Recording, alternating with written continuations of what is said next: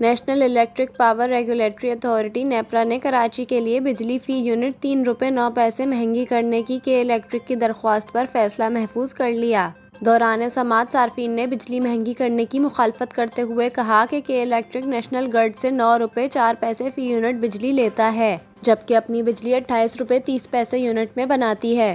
صارفین کا کہنا تھا کہ کیوں نہ کے الیکٹرک اپنے پلانٹ بند کر کے ساری بجلی نیشنل گرڈ سے حاصل کرے۔ جماعت اسلامی کے نمائندے نے مطالبہ کیا کہ کراچی والوں کی جان کے الیکٹرک سے چھڑوا کر شہر کو نیشنل گرڈ سے بجلی دی جائے۔ کورنگی ایسوسی ایشن آف ٹریڈرز اور Karachi chambers of commerce and industry نے بھی بجلی مہنگی کرنے کی مخالفت کر دی۔ کے الیکٹرک نے بجلی کی قیمتوں میں اضافہ جولائی کی فیول پرائس ایڈجسٹمنٹ کے تحت مانگا ہے۔ فیصلہ کے الیکٹرک کے حق میں ہوا تو صارفین پر 7 ارب روپے کا اضافی مالی بوجھ پڑے گا۔